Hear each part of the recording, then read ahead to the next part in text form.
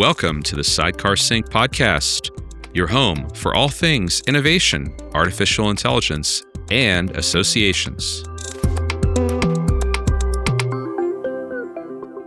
Greetings and welcome to the Sidecar Sync, your home for content at the intersection of all things artificial intelligence and the world of associations. My name is Amit Nagarajan. And my name is Mallory Mejias. And we are your hosts today live at digitalNow 2025 here in Chicago. It is awesome. How you doing, Mallory? I'm doing really well. We've had such a great morning so far. Amit, you kicked us off with the event. We had Marcus Sheridan, we had Brian Kelly, we had Connor and Finn Grennan, and then now we're in the breakout session mode. I would encourage you all, if you're listening audio only, to head straight to YouTube and watch us because we're actually at digitalNow live right now. Maybe you can hear the hubbub in the background. Yep. It's been incredible so These far. are real people, all the people in the background. Not These are AI real. generated. Not I mean, AI. what do you think? I am stoked, Mallory. This is so cool. It's fun recording this in person.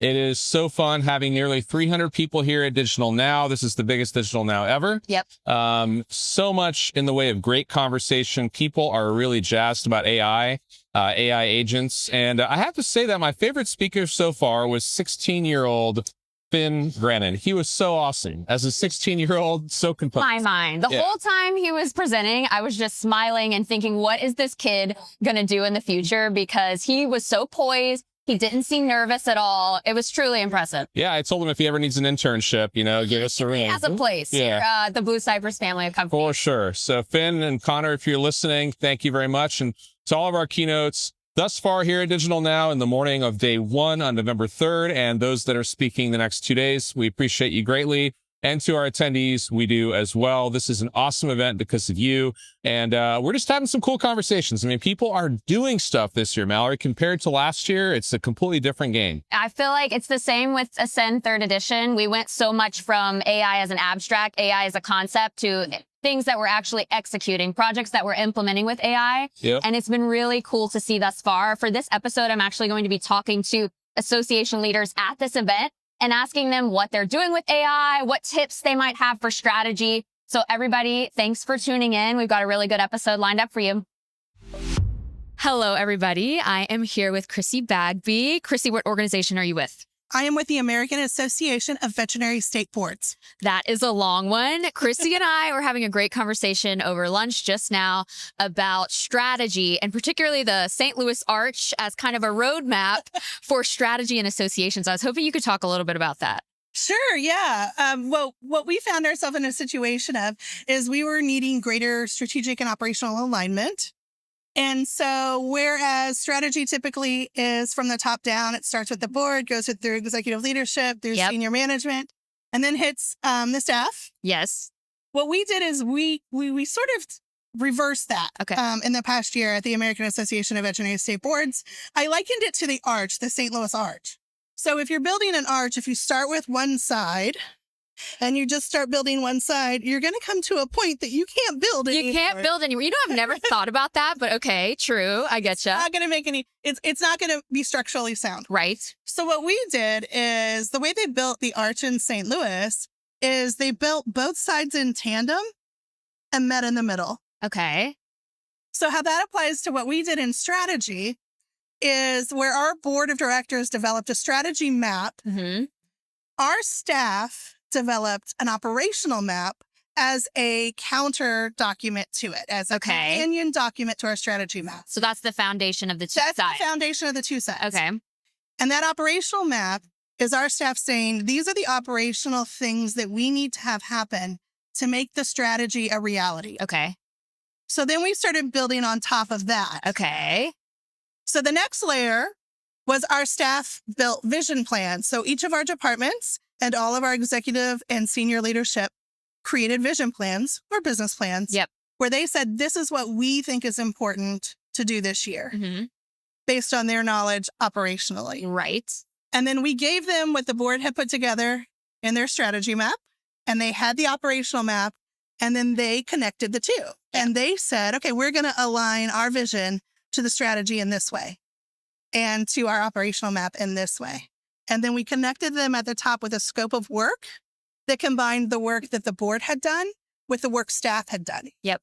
So that even at the frontline staff level, they see how what they're doing impacts strategy. Yes. Because they can literally see their words in our scope of work for our strategic map. Yep. That's such a great. Did you come up with this, with the idea? There were definitely a few of us involved. Yes. I sort of started the process with the vision plans, and then our executive team, our senior team got involved with different ideas that we peppered in. We worked with a consultant too who helped us sort of say, hey, how about we flip the whole thing? So it took a lot of minds. A lot of brain power. Jim Penrod, our CEO, Yes. he was instrumental in this. Because you also have to have the board of directors and the CEO For sure. on board to say, yeah, let's give this a shot, Yeah. right? To have that entrepreneurial spirit, Yes. to say, let's try this in a different way than we have before and let's see if it hits. Yes. We So- talk about that a lot too in Ascend as well. Like you have to have top-down leadership, Yeah. but you've got to have that bottom-up buy-in for Yes. staff. Or basically, it just feels very disconnected, right? Yeah. Your frontline workers are going to say, what is my day-to-day? What does this have to do with what the board is proposing? So I feel like this is just a Exactly. practical way to approach like new projects or AI. And staff really delivered. Yep. And one of the great things I'm so proud of is now that we are a year into this and I get to report back to the board all the great things we did, it really shines a spotlight on the staff and what they were able to accomplish, which is really exciting for me to be able to present that message to our board. Well, that's beautiful. Thank you for sharing with our audience, Chrissy. Thank you for giving me the opportunity. I appreciate it. All right. I am joined by George Boyle from Illinois CPA Society. How are you doing today? I'm doing well, Mallory. How are you? You know, I'm doing really well. First day of Digital Now. I feel like we had a good few sessions this morning. Any standouts for you in terms of a favorite session? Well, really the session that looked at how Gen Z and the future generations are looking at AI and what they're doing with it compared to what Gen X and some of our older executives think of AI. Yep. It was really eye-opening. Yeah, 100%. When you came to Digital Now last year. Yes. Yes. Coming into this year, was there a specific topic you wanted to learn about, a challenge that you're trying to overcome as an organization? Like, what are you hoping to get out of the event this year? Well, the biggest thing is looking beyond just, oh, let's implement an AI, let's implement a chatbot for our members, let's create an agent for something. Yes. We want to look at the bigger picture of how we can benefit with AI. And our member base is wide-ranging in age, so getting the different perspectives on how the different generations use AI and look at AI really helps us as we look at the future. At the big picture in the future. I love it. And you all are in the AI Learning Hub. Is that right? The Sidecar's AI Learning Hub. What have your thoughts been on that so far? I think the Learning Hub gives us an advantage with our staff because you have people that are the high achievers and they're already out there learning AI. And then you have the people that are a little bit more cautious or timid about it, and they don't know a lot about AI. So with the Learning Hub, what we did to start out is we took the three most introductory courses in modules in the Learning Hub, and we had everybody on staff take those three. That way, everybody's building off the same foundation. I see. Did you have any more resistant staff members that are not as AI enthusiastic as you, perhaps? Going into it, there were some that had a little trepidation. It's like, what does AI mean? How's it going to affect my job? Right. You hear things out in the news and in the workforce about AI taking over jobs and people being laid off. So some people do worry about that. Yeah. But as we go through the education, people are learning that AI can augment what they do rather than replace what they do. That is a perfect way to end it, George. Thank you so much for joining us on the Sidecar Sync. Thank you for having me. Hello, everyone. We are joined with Dave Dellin right now. Dave, what organization are you with? I'm with the American Paint Horse Association. The American Paint Horse Association. Can you give us like the elevator pitch for what you all do? I think Sure. people hear paint horses and they go, what? Yeah. So we're the world's second largest breed registry for horses. And basically, our mission statement is to be able to provide meaningful experiences with paint horses. So broad range, that covers a lot of ground, right? But for people not familiar with the horse world at all, you can kind of think of us a little bit like a DMV, where we provide a title and registration for a paint horse, which is a type of horse, a breed of horse. Wow. Yeah. Okay, that's very interesting. I don't know much about paint horses, but I know a lot through you. Sure. What are you thinking of Digital Now 2025 so far? Man, it's been fantastic. The whole experience has been great. I came last year when we were in Washington, D.C., came back again this year. I just find an incredible amount of value in what you all are able to share with us. Insights into not only AI, but the nonprofit industry as a whole. Right. It's huge. And it really, really kind of gets me fired up and motivated every year after I come to Digital Now about all the possibilities and all the things that we can potentially do to improve services for our membership and increase the value for our members. Well, we appreciate that. So speaking of increasing the value for your members, are there any AI projects that you all are working on right now that you feel like you've seen impact with? Yeah. So about I guess it would have been last November, we launched with BettyBot, and that has just been a game changer for us on a lot of different levels. So if people aren't familiar with that, it's an AI chatbot feature that really points directly to your information. Yep. So instead of the entire internet, it's really geared towards APHA information. And it's really helped us. We have a pretty large organization, close to 40,000 members worldwide.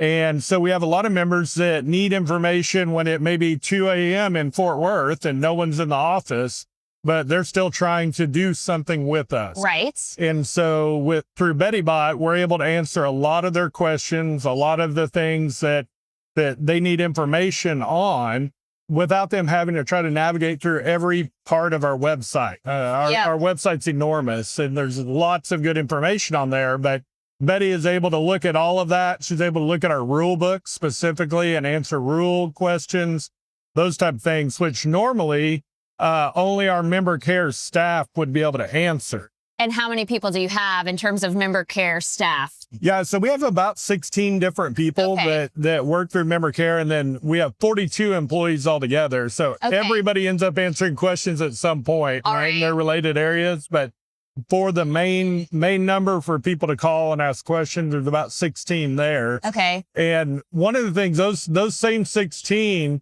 also will be the ones processing the registrations and the memberships and the paperwork. So they're doing a lot of work. They're doing a ton of work. Yeah. And the beautiful part about having Betty is that we've actually seen about a 30% reduction in our phone calls based on the time frame that we've had Betty active, which has really helped increase productivity for all those folks. Yep.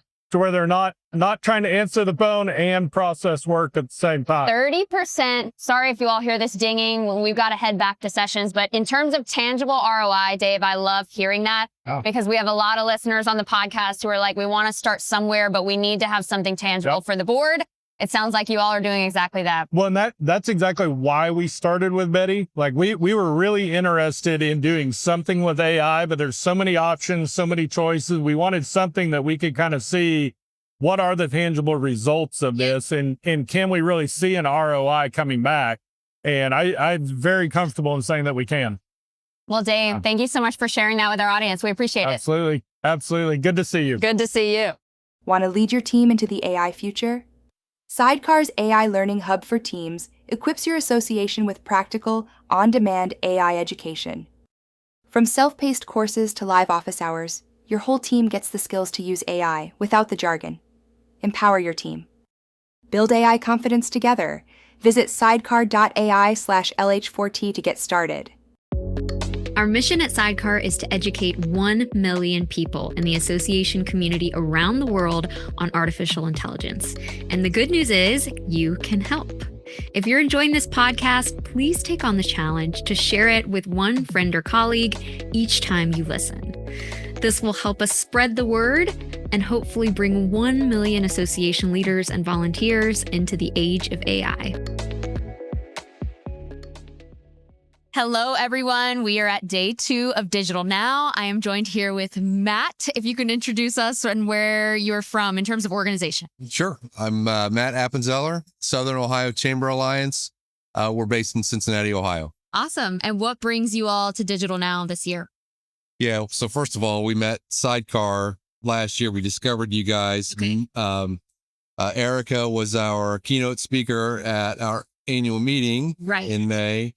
And then, of course, we wanted to come here. So we're kind of at a crossroads Okay. in our organization. We've developed some products for chambers of commerce, but in order to, I think, maximize the engagement, we're going to need to learn more on implementing AI agents in our business model, Okay. as well as teaching chambers how to do that, just as well as getting some data out to chambers of commerce, which is going to entail using a lot of AI to scrape that. Sounds like a big project It you is. have ahead of you. Have you had any favorite sessions that have kind of helped you think about that problem you're facing?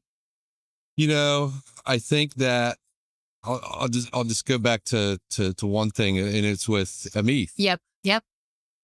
First of all, he's very inspirational.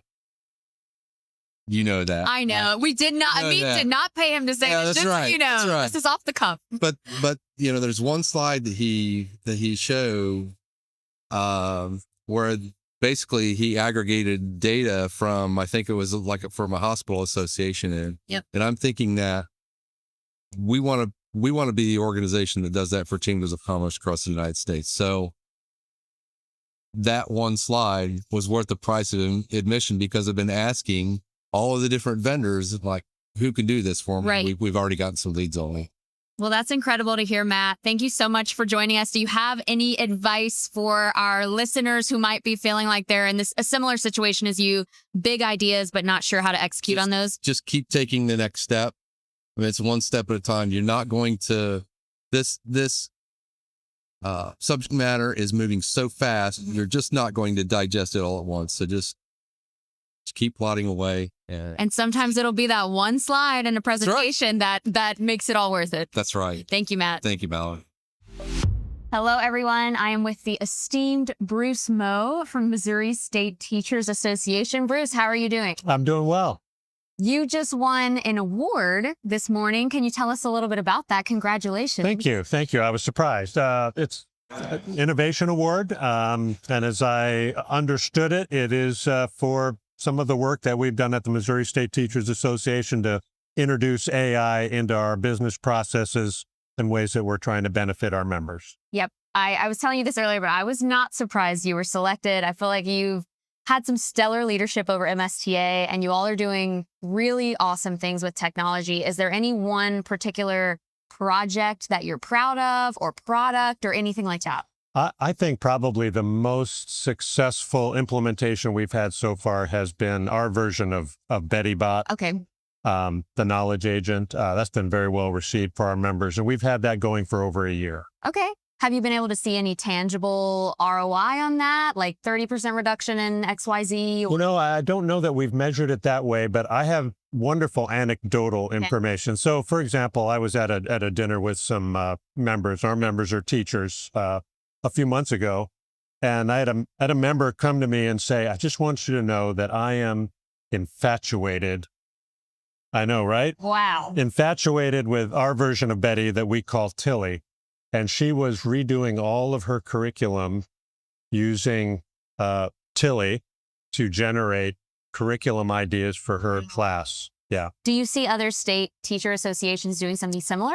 Yeah. In fact, one of our sister organizations, the Association of Texas Professional Educators, just launched their version of Betty Wow. this last spring, and they've seen great results as well. Is there this is a hard question, but any one insight or one session from this year's Digital Now that has really stuck with you thus far? Yeah, I think the one this morning with John Hausman. Yeah. Okay. Because it really, one of the challenges is how do you bring people along on the journey with AI? And he talked in very practical ways about how we can work with our team. And it's a challenge of bringing people along for change. Yes. And he's right. That is a hard part. Yeah. And in that session, for those of you who couldn't attend, he says 70% of a successful technology implementation is about people and processes, whereas most people think 70% is about the technology itself.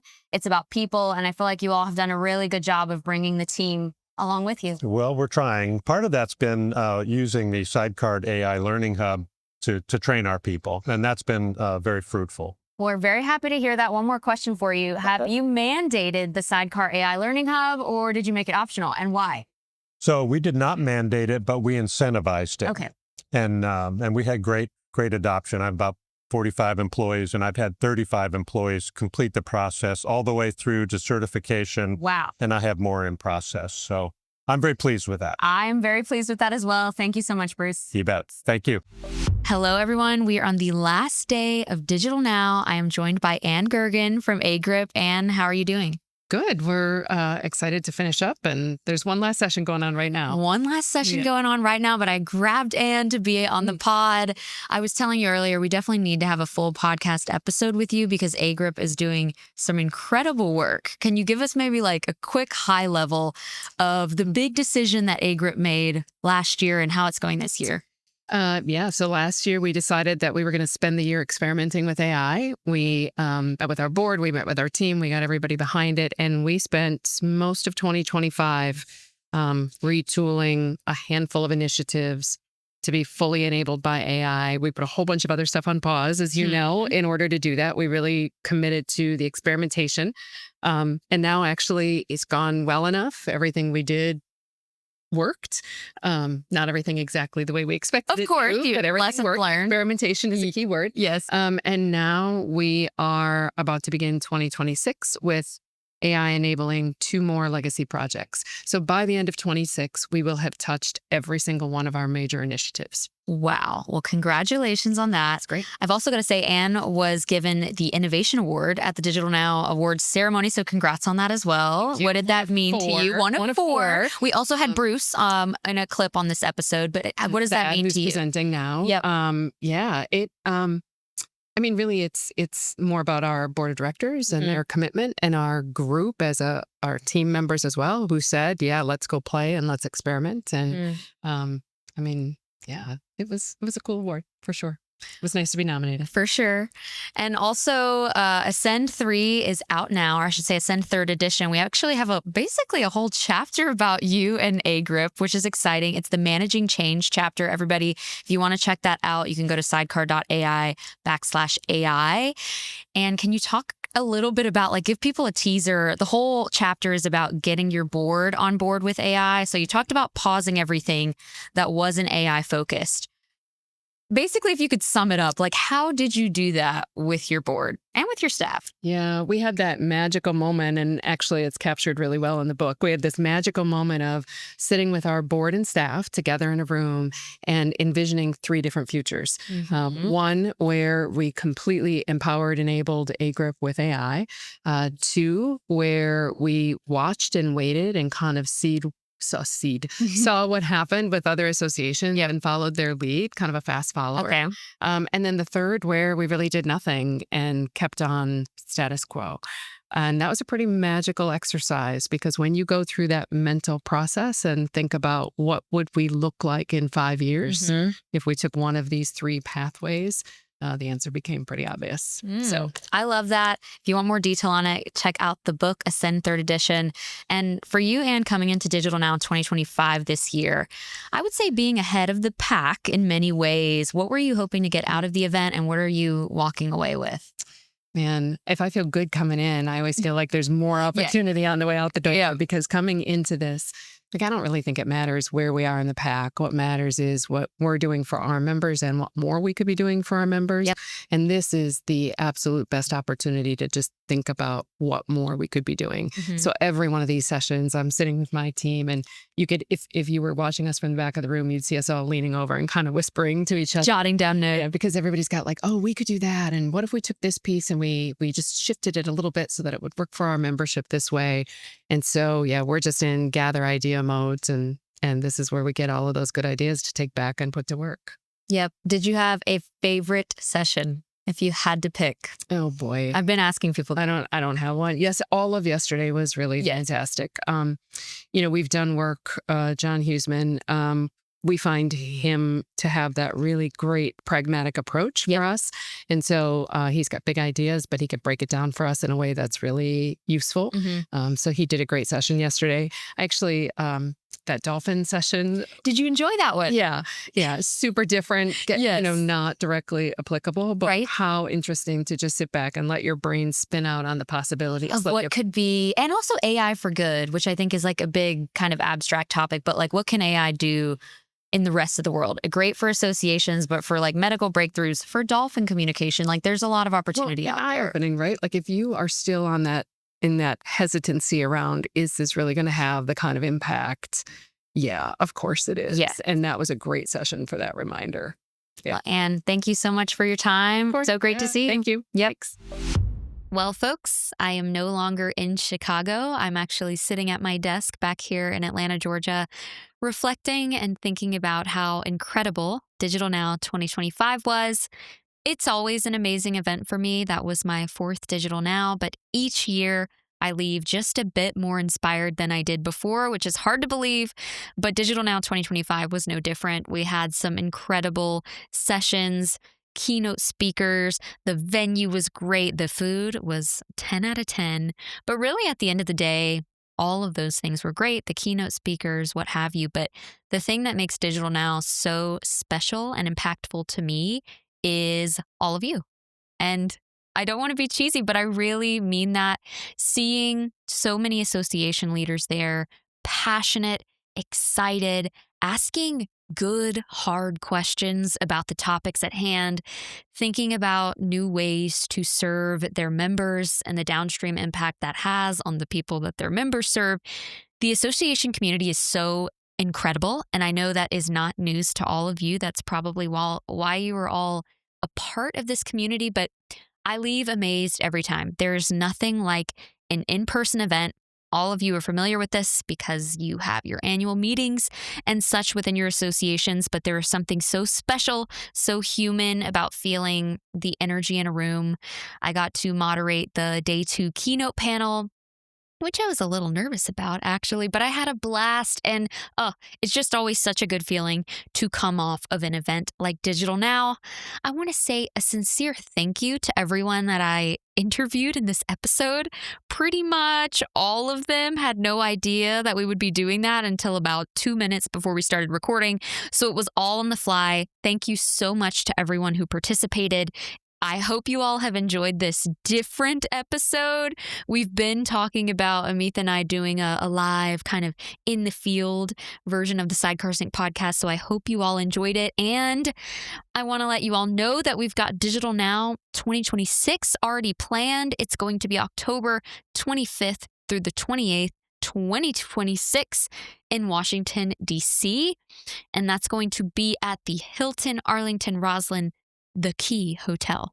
So we are super excited about that, to bring the event back to DC. I will be there. Amit will be there. You can sign up right now. We'll link it in the show notes for the pre-registration list so that you can be alerted as soon as the registration is made available. Everybody, thank you for tuning in to this special episode, and you know the drill. We will see you all next week. Thanks for tuning in to the Sidecar Sync podcast. If you want to dive deeper into anything mentioned in this episode, please check out the links in our show notes. And if you're looking for more in-depth AI education for you, your entire team, or your members, head to sidecar.ai